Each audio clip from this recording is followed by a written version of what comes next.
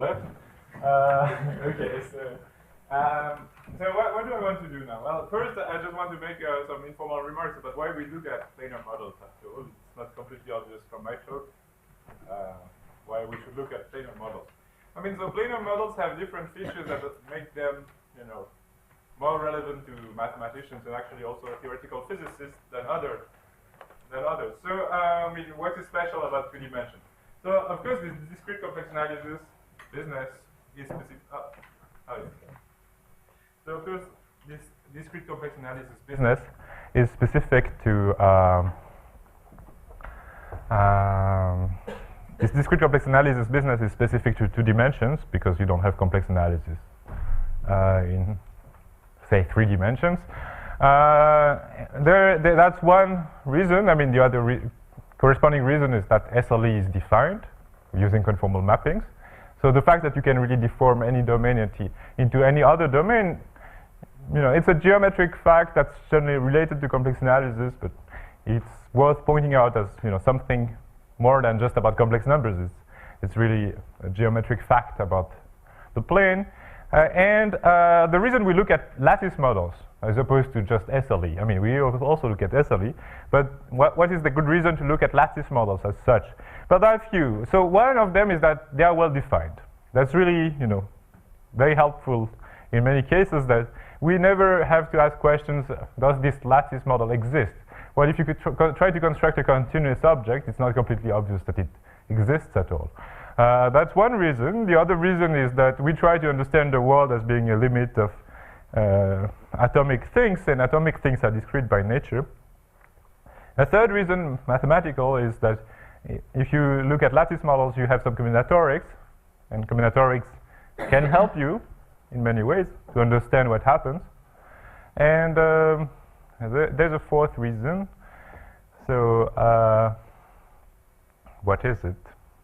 Yeah, so fourth reason is that many features about lattice models, qualitative features, are really obvious on the discrete level, and they become not so obvious in the limit. So I would say that discrete models are much better for guessing qualitative features, and continuous models are much better for getting exact results.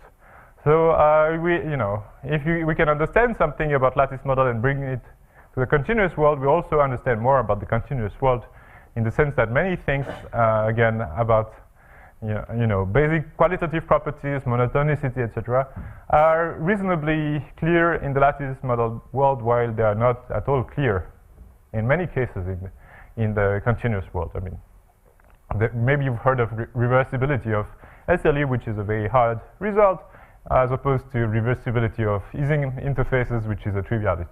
So things like that, are reasons why we look at lattice models. So now, in the remainder of the lectures, I just want to discuss 2 models, as I said, percolation and Ising. And today I just want to discuss percolation.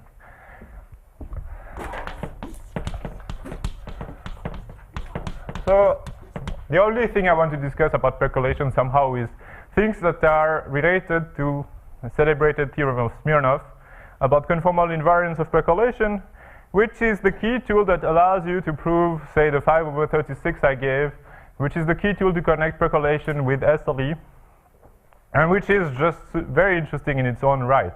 As a statement, the statement is already, interesting enough in its own right. So it's about critical percolation. So, well, I mean, just let me remind what the critical percolation model is. So we color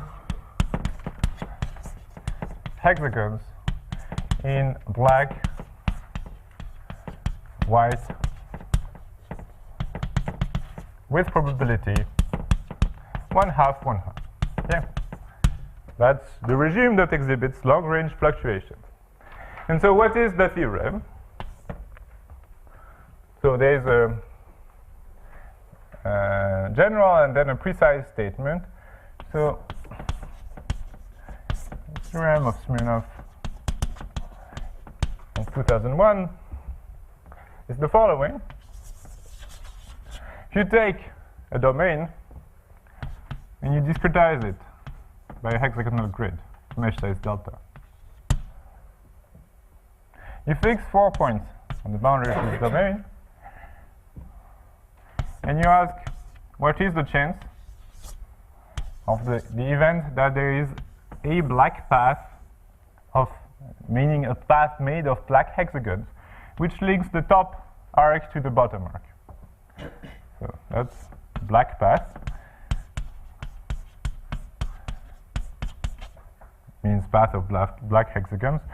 And the chance that it goes from the top arc to the bottom arc. So this is a function of the domain, of the points, and of delta. So the statement is that it goes, as delta goes to 0, to a limit, function of the domain, and let's call the points A, B, C, D.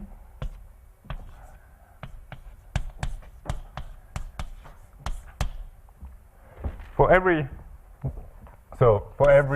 domain omega A, B, C, D, you have this. So that's already non-trivial. There is a limit.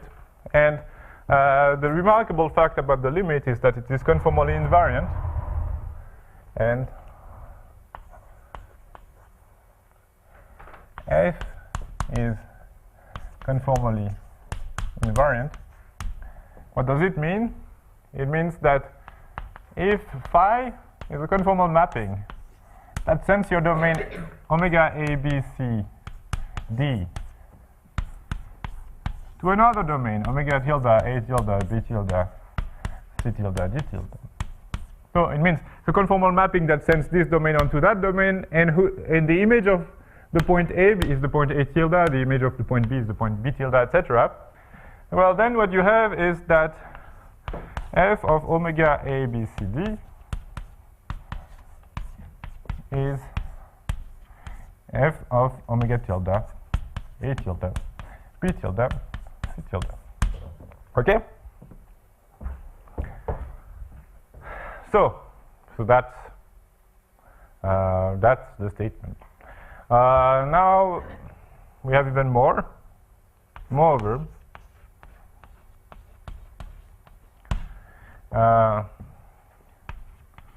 if omega is an equilateral triangle,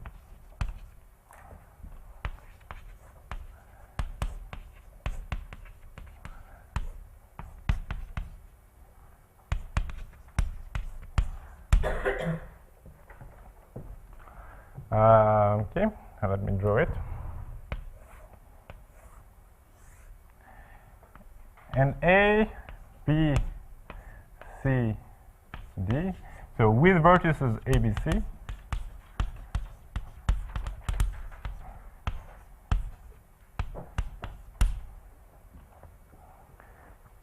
what we can say about the probability f omega A, B, C, D, then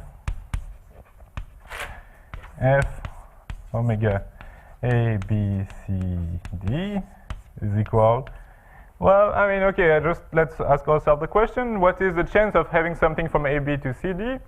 So what is the chance of having a path that goes from here to there? Well, of course, it depends on D, if it has a non-trivial limit. And when D is C, it should be 0. When D is A, it should be 1.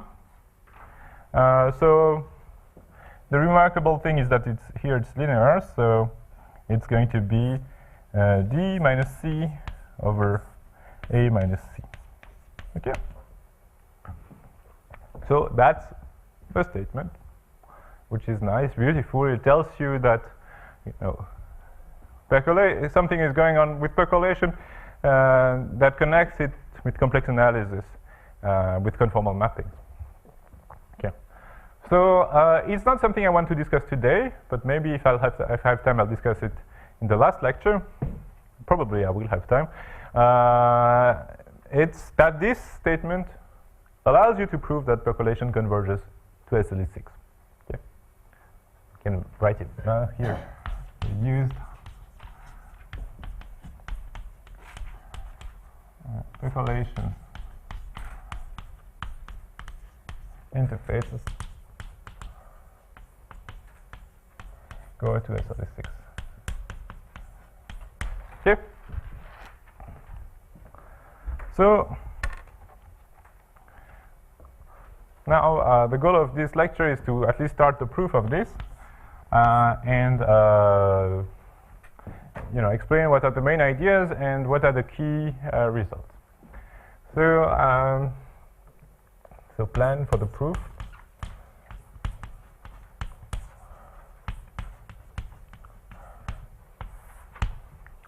So, I mean, the way I want to do the proof is do some preliminary calculation, learn something from them, and then use that later. So,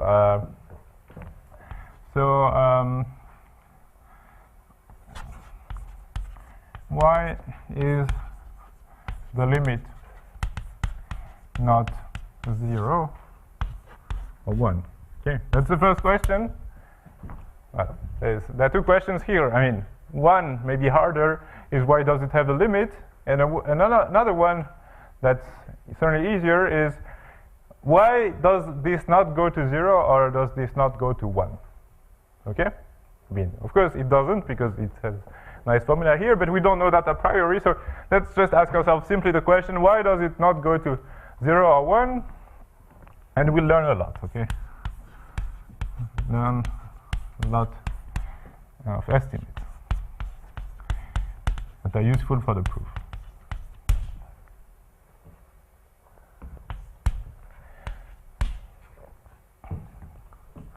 Well, then we will rephrase state a slightly stronger statement, stronger complex analytical statement.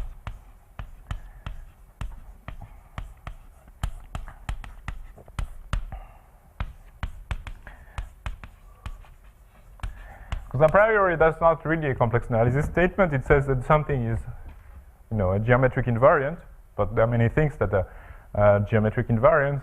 Here it's a conformal invariant, so it's to be expected it has connections with complex analysis, but the complex numbers as such don't appear directly. So we will state a slightly stronger complex analytical statement. This statement will be divided into two. It will be some linear combinations of some probabilities. Stay vague for now. Converge to a complex holomorphic functions. Right.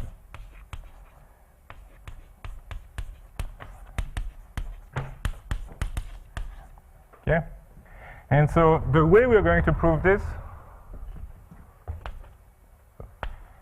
prove that statement.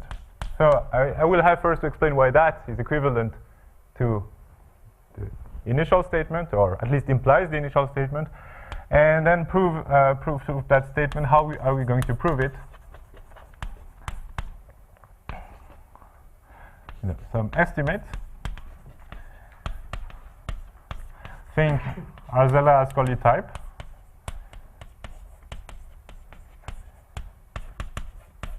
Yeah.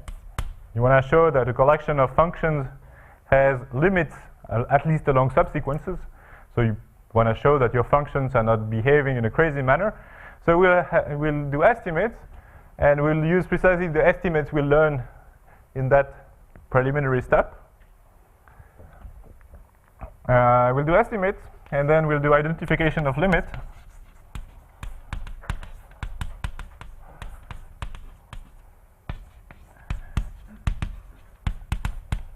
So that's kind of classical in analysis. You first prove that you have a chance of having a limit. At least you cannot go very far in crazy directions. So now once you're cornered somewhere, you want to show that that somewhere is just one point. It's just, there's just one possible limit. And we should identify this limit as being this complex holomorphic function. And so how will we identify this limit? We'll find boundary conditions.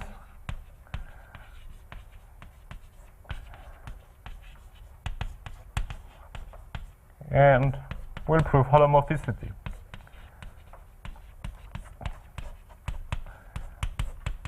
And that will conclude the proof. Okay? So I haven't been super precise about what is this complex linear function, but I hope you have already an idea of how things work. As we rewrite this in terms of a statement dealing with probabilities, because of course we want our statement to be about probabilities.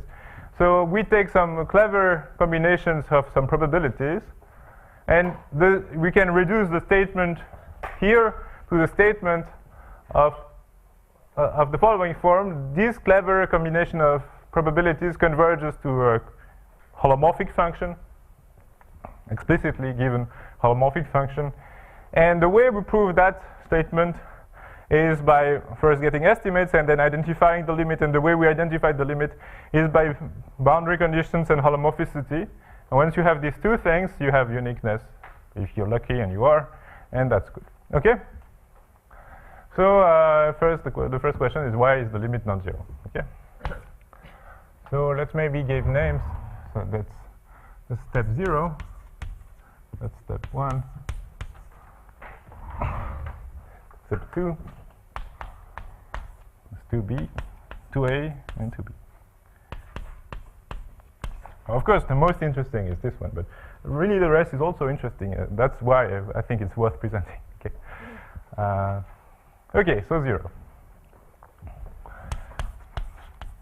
Okay, you look at a question like that. Okay, what is the chance that you have a path of black hexagons linking this part to that part when the chance of having a black and a white hexagons are the same, equal to 1/2, and they're independent?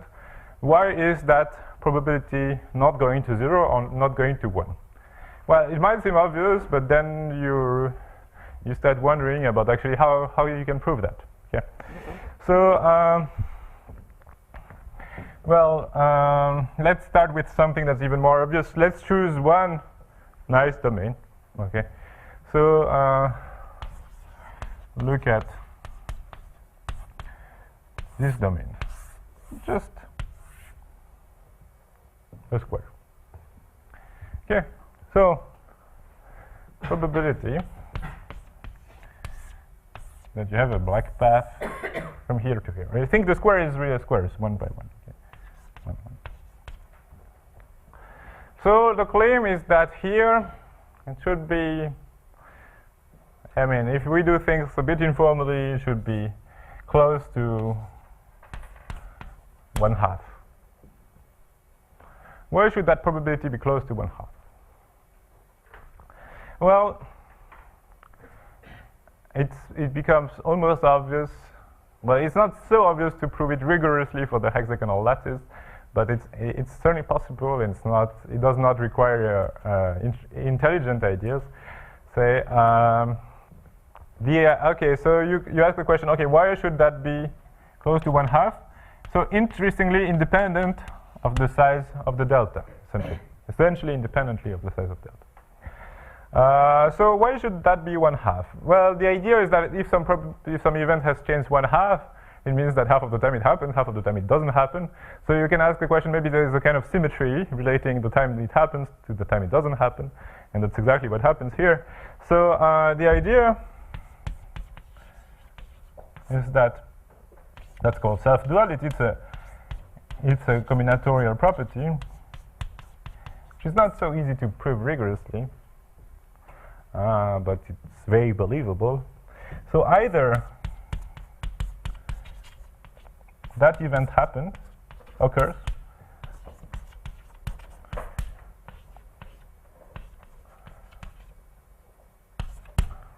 or, so if it doesn't occur, if there is no black path going from top to bottom, what happens? Well, I mean, what happens is that you have a white path that goes from left to right. So either that event occurs, or there is a white path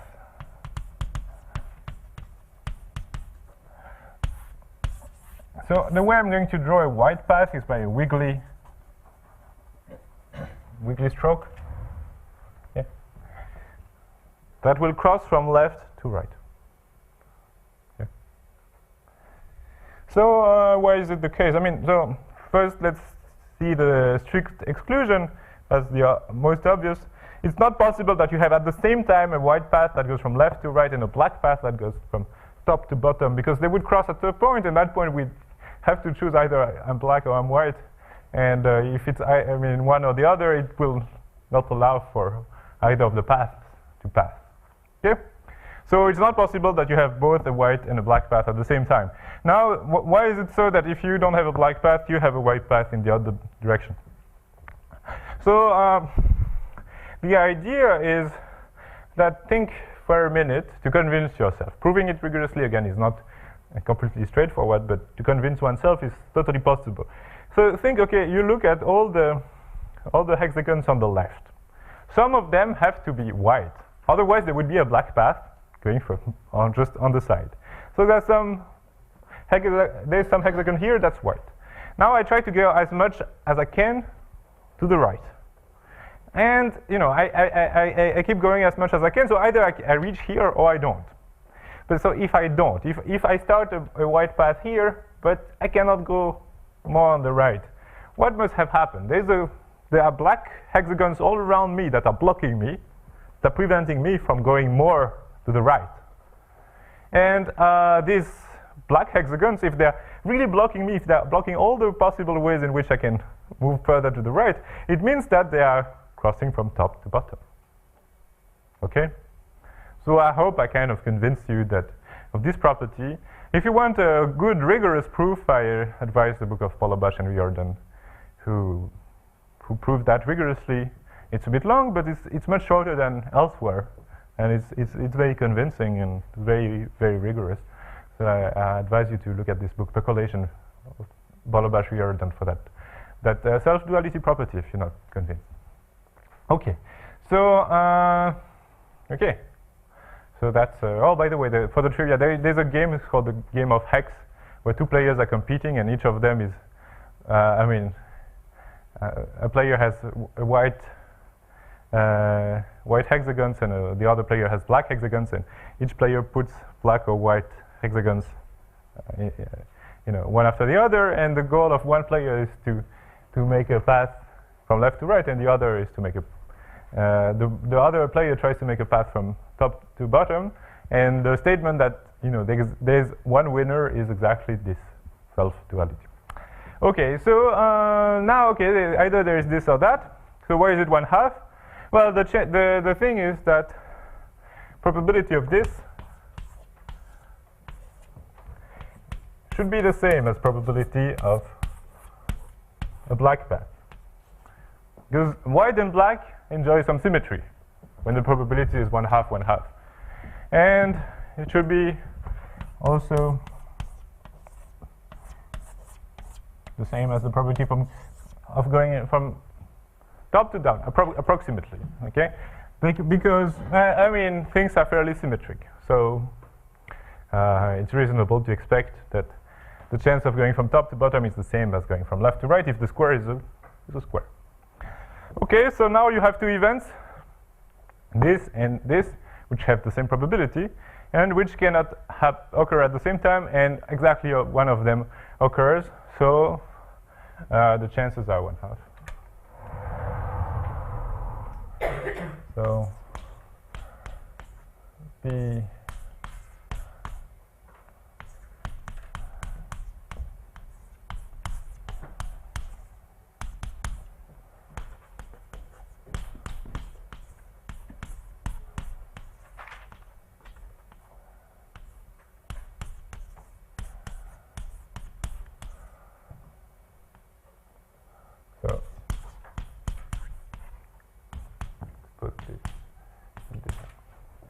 okay? So, now we have at least one case where we see things not go to 0. That's already the sign that there is a long-range fluctuation again, because there is a macroscopic event whose probability is not 0, not 1. So something random is happening at a large scale. Okay, so that's not the end of the story. So now what we can say is that a similar statement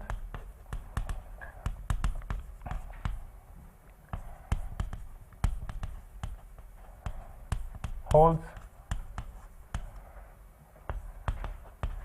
for symmetric domains.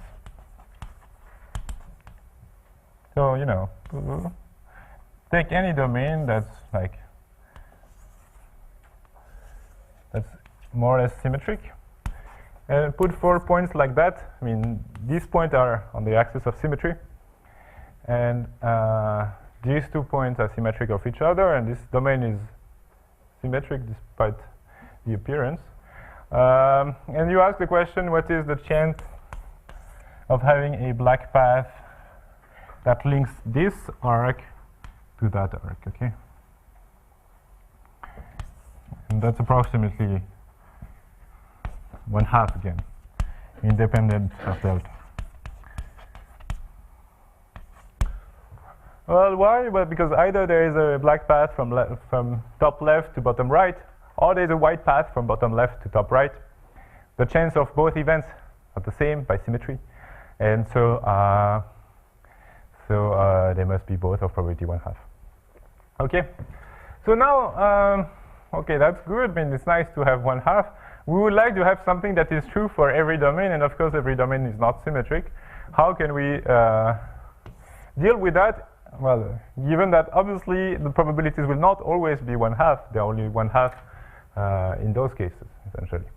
So, you know, first challenge for us is rectangles, say, of size 3/2 by 1.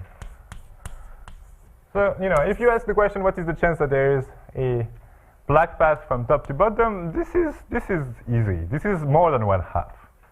Because there's already a chance 1/2 to have path in the left square. Okay, so so let's ask for something more challenging, like the chance of having a path, black path from left to right. Okay, so question is it question mark bigger than some constant positive uniformly in delta? That's the question. Well, the statement that there is such a constant is called the Rosset-Seymour-Welch theorem.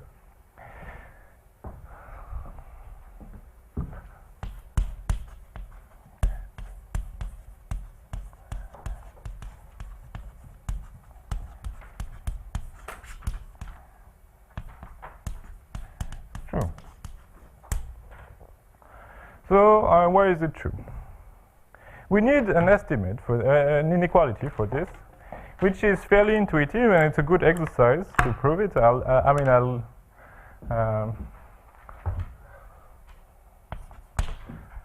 state it. So, okay, the theorem is that this is true.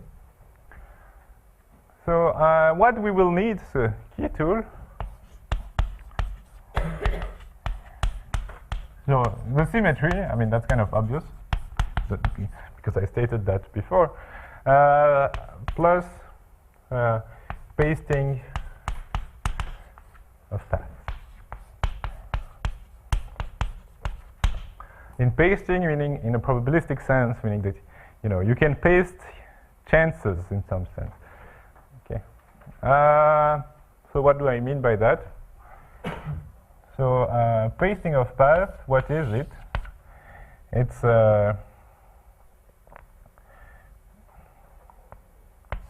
probability.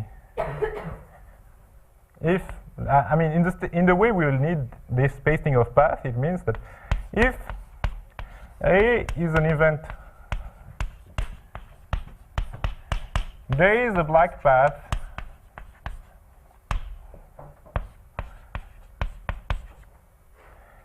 from somewhere to somewhere, okay, to somewhere else.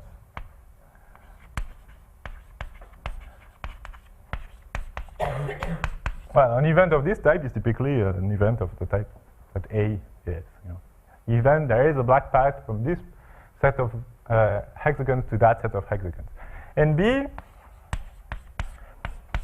is of the same form.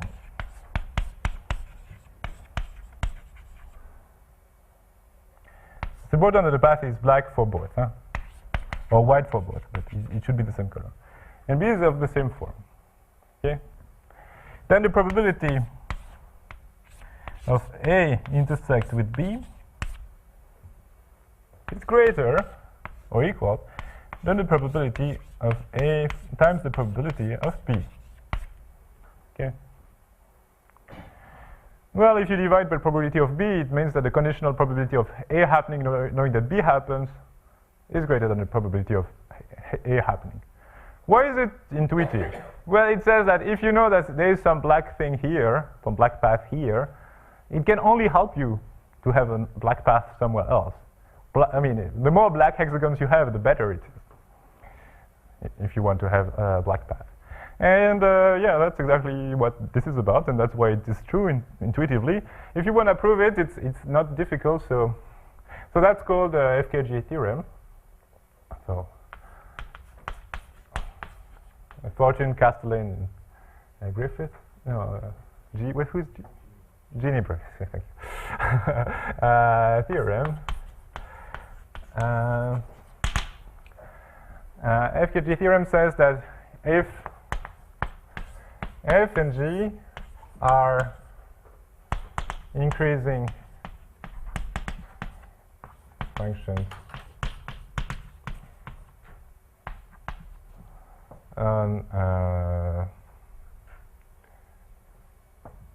of percolation configurations.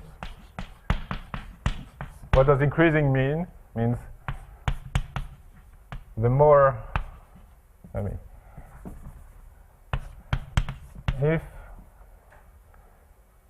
a configuration omega is smaller than a configuration omega prime, where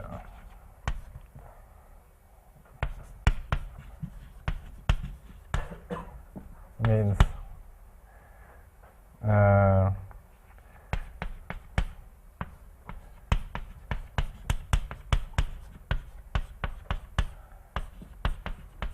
so if you have two configurations, so two colorings of the plane, where whenever you have a black hexagon in one, you have another black hexagon at the same place in the other one. So this one has uniformly more black hexagons than that one at every point.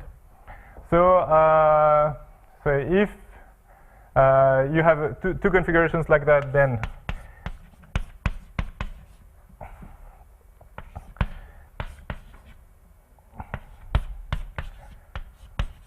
the functions are increasing, so it means that the values at the higher configuration is greater or equal than the value at the lower configuration. Okay, then expectation of the product. So these are functions of the configuration is random, is greater or equal than expectation of F times the expectation of G. So there are two exercises.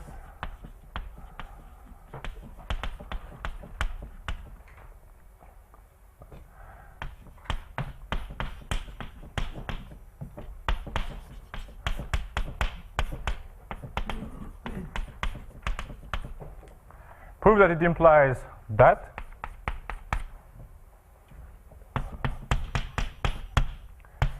and B, it's prove that it is true. Okay. By looking at the generalization of the inequality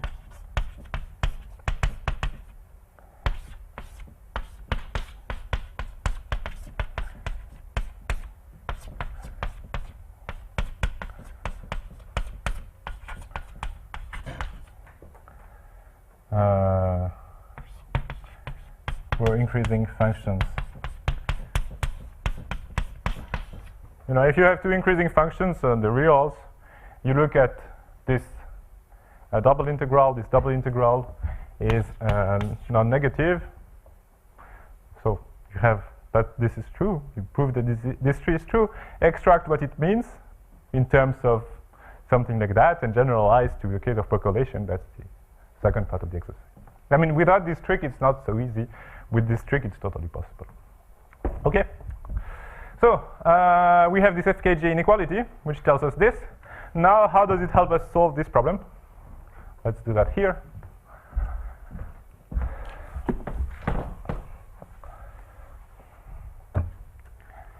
So proof of RSW. So you look at the chance. So your square is again 3/2 by 1 in side length. So the first thing you want is you want maybe to make a path go from here to there. And so you know that this probability is about 1/2. Now the question really is how are you going to continue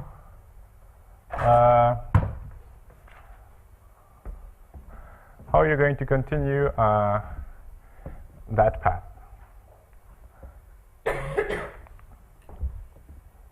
Well, actually, let's take a square that's a bit bigger, 2 by 0. Okay, so it doesn't hurt.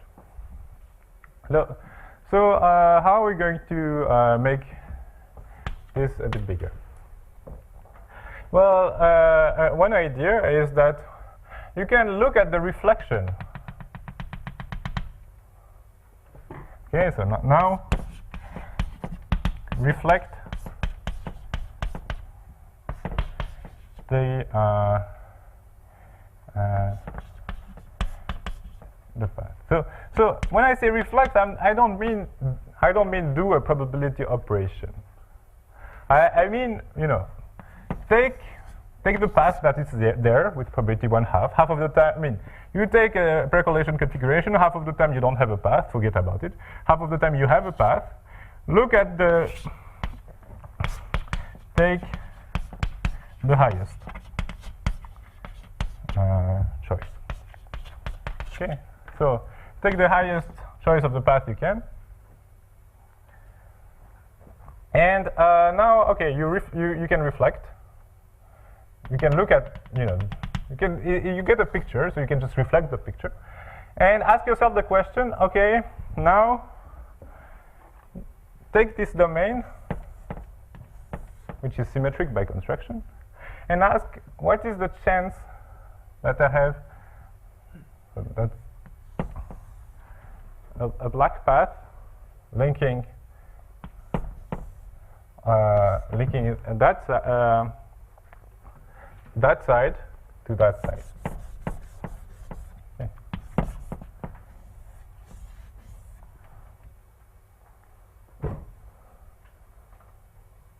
Okay.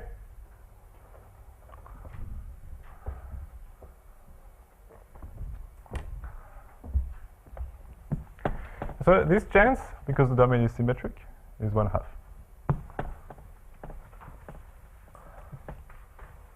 So look at the domain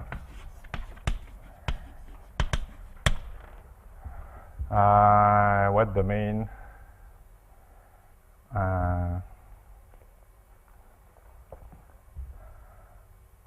am I doing it right? Yeah, so far so good. Yeah, okay. No, I don't. It's been 8 years since I haven't done that. So okay, I mean, okay. So look at the domain. Look at the domain. Look at the domain.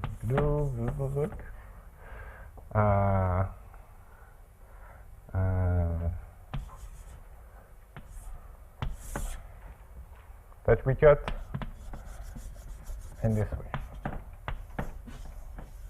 Yeah.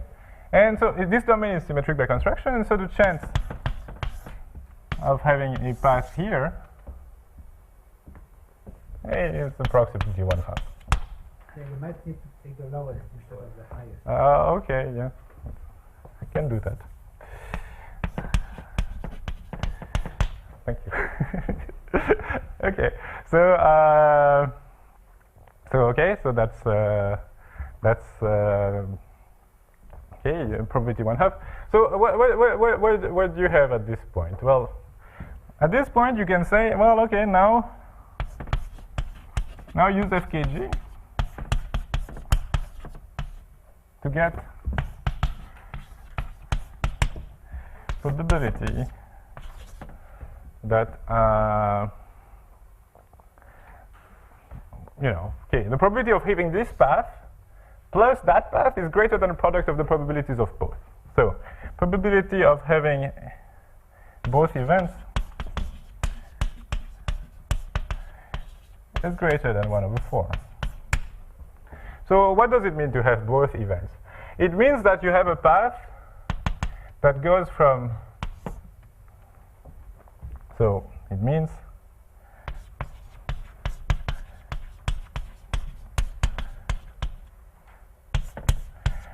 the probability of having a path that goes from left to right, and then this path is itself linked to the upper arc of this guy.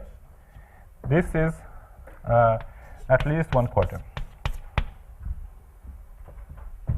Clément? Yeah. This is not FKG, this one. No, that's not FKG. That's right. So it's equal to 1/4. That's right. Thank you. That's all. No. It's still larger than 1/4, but it's not. But yeah, you don't need FKG for that. It's much easier than FKG. Okay, sorry. Thanks. That's right. That's right. Absolutely. So so now with a probability that's already reasonably big, we have something interesting that happens. We have a path from here to that segment. So we went a bit further, you see. So now what can we do with that? Well, the idea is that we want to paste things together and obtain a path that's going to go from here to there.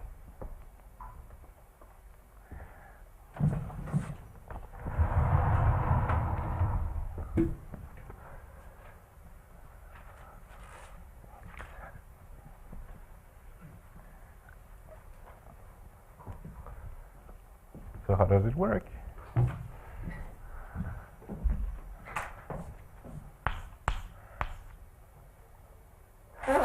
So the idea is that now we have this path that goes from here to there. What if we decided to look at a path that goes from here to there?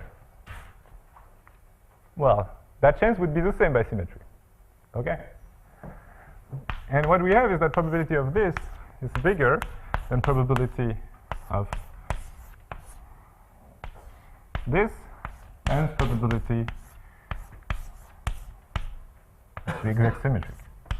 Yeah. So that's FKG. Thank you, Vincent, again. And so that's bigger than 1/16. Okay? But what does this imply?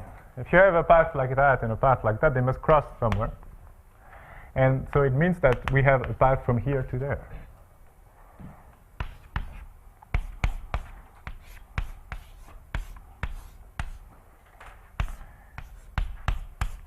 So that's the proof of the Rhesus emerald. Okay? A bit magical. That's a proof uses Smirnov. It's very simple. You just use symmetry and monotonicity, I mean FKG inequality, and that's it. Okay? Well, okay, so that's the preliminary step. So we kind of learn of some estimates which will be useful. Now let's amplify a bit the estimate we have to get something that will be useful for later. Okay. So we have answered the point 0, but let's learn something more from the answer to this point 0. So learn something from 0.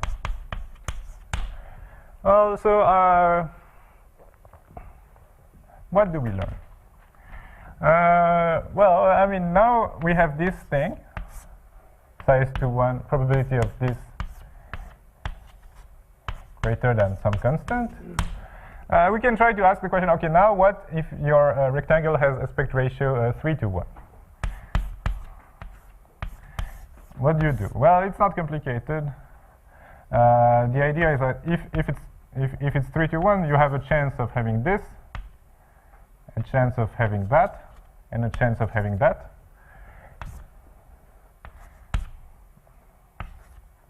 And that's bigger than 1/2 of c squared, which is still positive. And of course, now you can make the rectangle as big as you want. And the probability of having something is still positive. And of course, now you can make the rectangle become an annulus. And ensure that there is a path of black hexagons with some uniformly positive probability also. Okay? So what I do is I have this estimate, and now I can always paste paths using FKG. I can say, well, if I want a path from here to there, it's enough to have a path from here to there, a path from here to there, and a path from here to there, all of which have positive probabilities, and the probability of them occurring all at the same time is greater than the product of the probabilities by FKG. So there's a chance to have something from here to there, and then I can amplify this and amplify this, and of course the constant becomes smaller and smaller, but still positive. So what does it tell me then? It tells me this. It tells me that the 1-arm exponent is positive. What does it mean?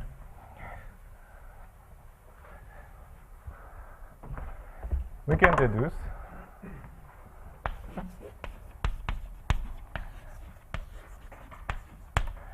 the probability,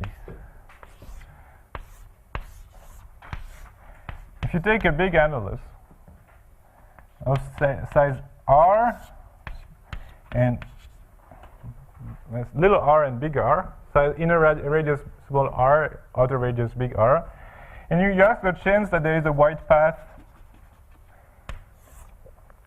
that goes from the small square to the big square. This is bounded from above by a constant divided by c over r over r, c times the ratio, the inverse ratio of the radii to some power, and the power is positive. Okay. So let's leave this as an exercise. Let me just say the idea. It's an exercise. How does it work? The idea is that this white path wants to go from here to there, and you're going to try to stop it with black circuits that will surround that will separate this small square to this big square. How many annuli can you put? You would like to put annuli of fixed aspect ratio. How many annuli can you put? It's a logarithmic number in the ratio of big R over small r. Because every annulus has to be twice as big as the previous one, so it's how many scales can you put between big R and small r? Well, log of big R over small r. How many scales can you put there? Well, this log. And for each of the scales, you have a positive chance of stopping the white path there. So the chance that the white path can go from here to there decays exponentially in the number of scales, and the number of scales is a log. So exponential of a constant times log is the power. Okay. Maybe makes sense. So that's the rough idea. I mean, it's not very difficult to write down. It's a nice exercise. If you've never worked with that, that's very nice to play with this. Okay. So we can deduce that. Now let's go to step 1, the proof. Okay. So step 1 was to write a complex analysis statement.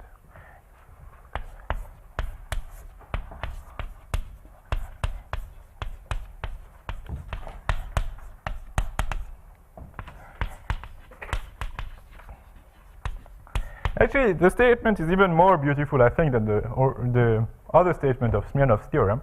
It's a bit more strange in the sense that you don't really see how one can make the statement in this way to start with, and as a matter of fact, you can't. You first need to ask yourself some questions, and then you arrive to the statement, but it's really nice.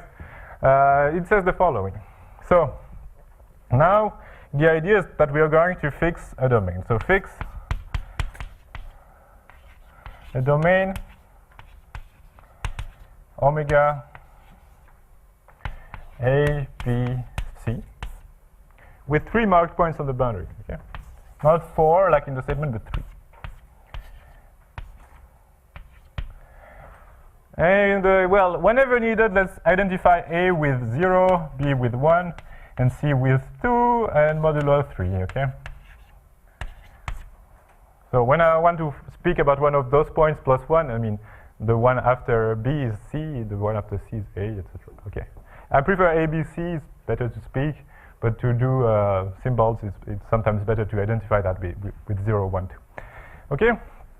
And let's define 3 functions.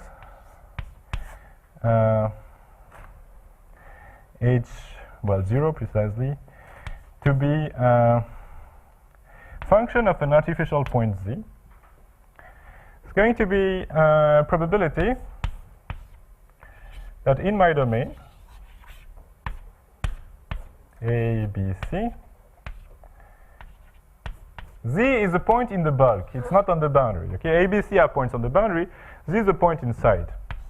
And I ask the question, what is the chance that there is a path, again, that's a black path, that separates A and Z from B and C? Since it's so important, I will just write it in words so that my crappy picture doesn't prevent you from understanding what this is.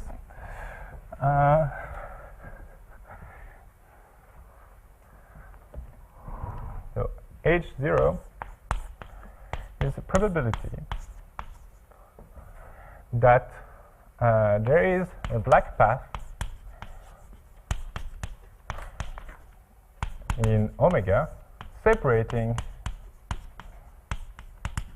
so it's function of Z, A and Z from B and C. Okay? Now I'm going to define 2 symmetric probabilities to this one. So H1 of Z is probability there is a black path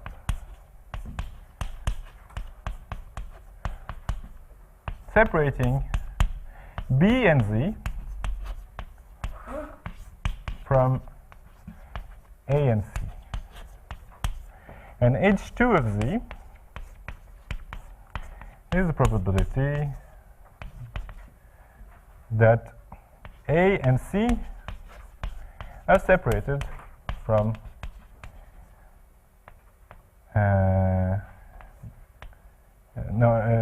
Z and C are separated from A and B. Let me make 3 pictures for these 3 events. I'm going to play with them quite a lot.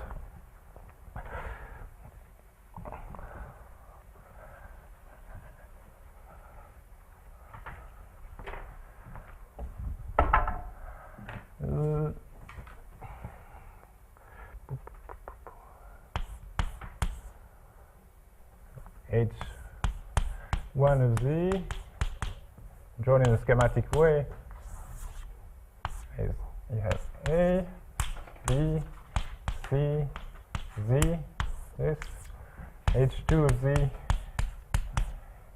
is